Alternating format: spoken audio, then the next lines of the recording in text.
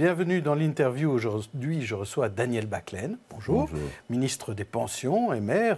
Vous êtes dans l'actualité, d'autant plus dans l'actualité que vous présentez avec le Premier ministre l'état de l'Union et vous en débattez pour l'instant à la Chambre. Mais tout d'abord, une question qui concerne un pays voisin, enfin plutôt du Sud, l'Espagne et plus particulièrement la Catalogne, qui a déclaré hier soir son indépendance, mais l'a suspendue aussitôt en espérant des négociations avec Madrid. Alors, quelle est votre réaction? Je vous propose 3 types de réactions. Réaction A, Madrid doit suspendre l'autonomie catalane. Réponse B, ou réaction B, le numéro 1 catalan, Puigdemont, est un fin stratège. Réponse C, on a évité de peu un embrasement de toute l'Europe des régions. Bon, je pencherais plutôt vers la réponse C, mais ce qui est important, me semble-t-il, c'est de privilégier le dialogue et de faire en sorte qu'il n'y ait pas de violence. La violence n'apporte jamais de solution. Et donc il faut privilégier le dialogue. Et ça, je pense que c'est important. Nous, Belges, nous savons ce que ça représente, le dialogue entre les régions et l'État.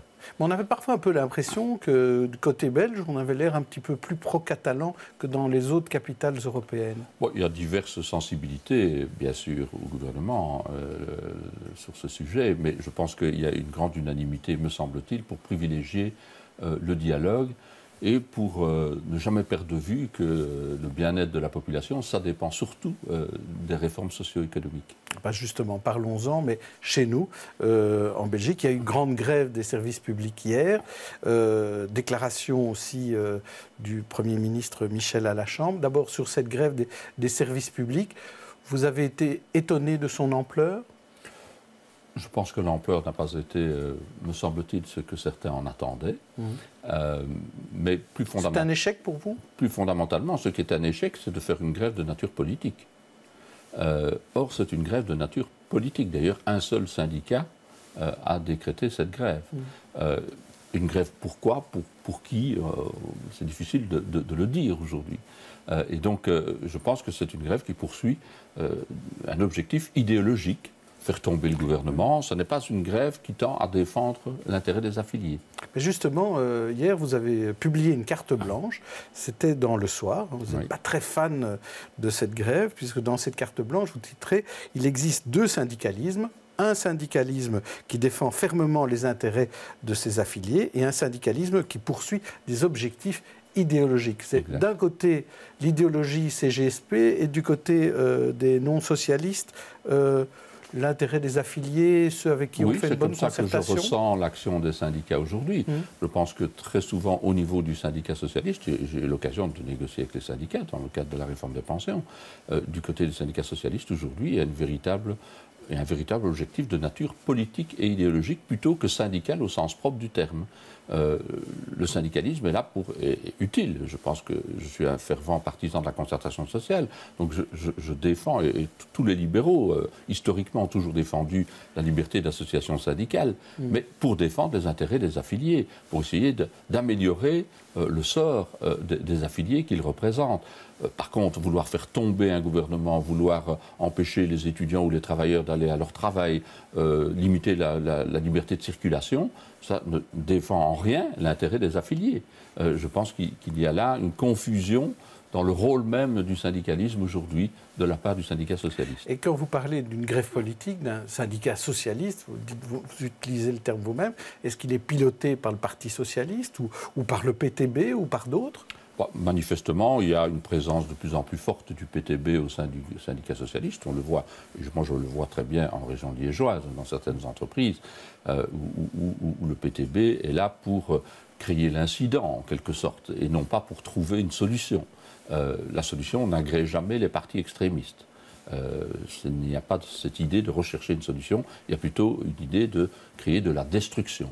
Et donc, je pense que c'est évidemment très nocif pour l'image du syndicalisme. Heureusement, il y a en Belgique encore une tradition de certains syndicats qui visent à trouver des solutions dans le cadre d'une concertation sociale. Alors, vous parlez de concertation sociale, vous dites que vous y tenez, mais il y a 2 jours, le responsable de la CGSP disait que la concertation avec ce gouvernement, c'est une concertation de pure forme, en fait, que vous ne faites pas de véritable concertation. Ce n'est pas exact. Je viens de démontrer dans plusieurs projets concernant les pensions. Je pense aux pensions complémentaires, je pense à la pension mixte dans le secteur public. Nous avons l'accord de 2 des 3 syndicats. Et dans d'autres négociations, dans tous mes projets d'ailleurs, on a remis des mesures dérogatoires, des mesures transitoires, des exceptions qui ont été négociées en général avec les syndicats. Les syndicats ont obtenu, à leur point de vue, des améliorations du texte. Et donc, je pense qu'il faut poursuivre dans cette voie-là. Mais la concertation, ce n'est pas l'abdication, bien entendu. Le pouvoir démocratique, il est au Parlement et c'est là qu'il se trouve. C'est le Parlement qui vote les textes. Et donc, à un moment donné, les syndicats ne doivent pas se substituer aux politiques. Mais quand vous proposez aux syndicats et aux partenaires sociaux plus généralement, aux patrons de discuter ensemble, par exemple, de la pénibilité des métiers en vue de la pension dans le secteur privé, là, ils n'arrivent pas à se mettre d'accord. Ça fait 2 ans, 2 ans de discussion et finalement, lundi soir, vous avez annoncé qu'ils n'étaient pas d'accord. Pourquoi ? Oui, et donc le président du Comité national des pensions a soumis un rapport qui reprend les points de vue des employeurs et des syndicats et qui sont pour le moment peu compatibles, c'est exact. Mais ça ne veut pas dire pour ça qu'on ne va pas tenir compte des remarques des uns et des autres. Mais à un moment donné, s'ils ne sont pas en mesure de produire un accord sur une proposition, je pense que le gouvernement doit à ce moment-là reprendre la main et faire lui-même une proposition. Ceci dit, la concertation est toujours en cours dans le secteur public en matière de pénibilité, où là, les discussions sont plutôt constructives.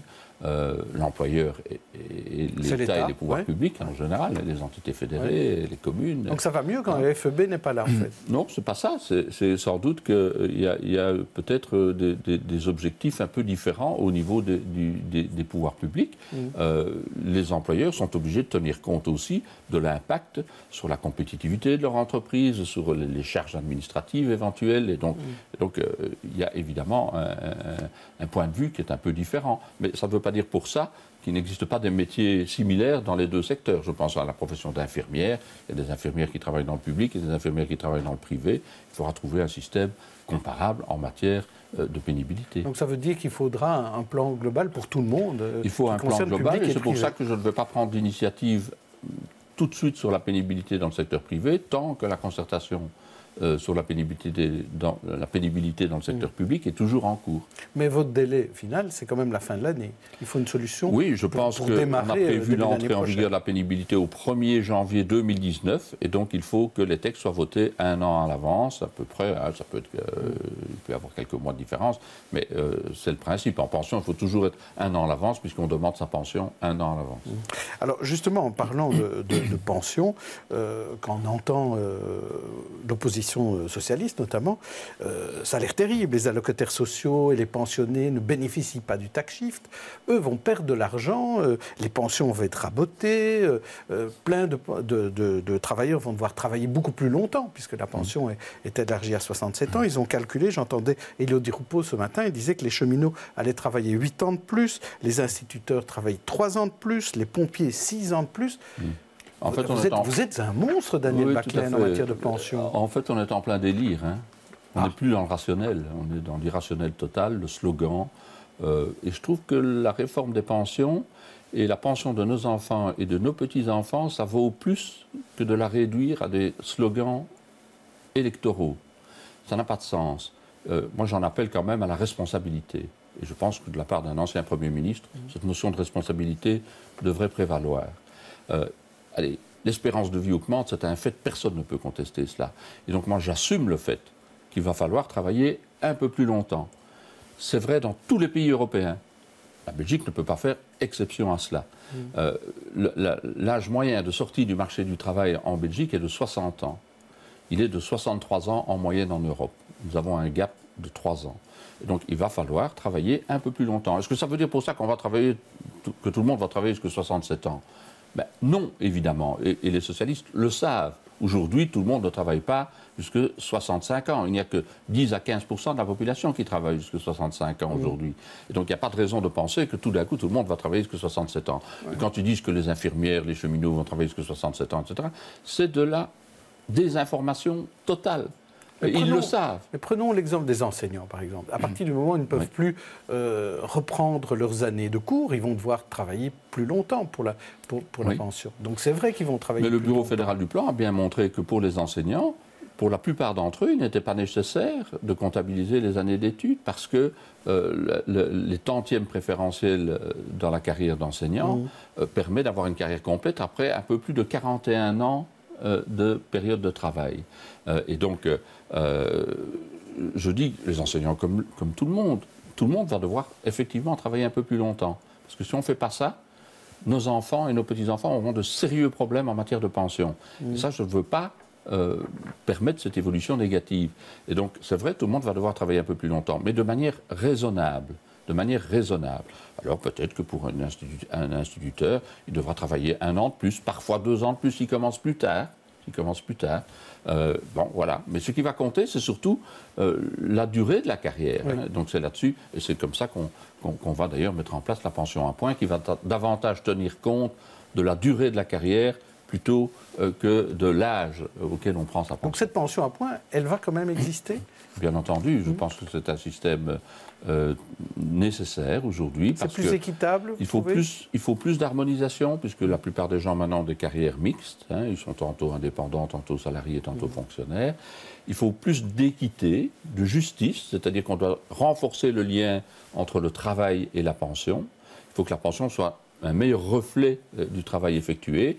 Et chaque euro cotisé doit, pour moi, générer des droits de pension. Et donc, la pension à points, elle permet davantage d'harmonisation, elle permet de renforcer le lien pension-travail et elle permet de garantir le système de pension pour l'avenir. Donc je pense que c'est effectivement un bon système. D'ailleurs, la France de M. Macron va dans le même sens aujourd'hui. Alors, dernière question, le service minimum, c'est un peu à la mode ces derniers jours. On parle même d'un service minimum peut-être à Bruxelles pour la STIP.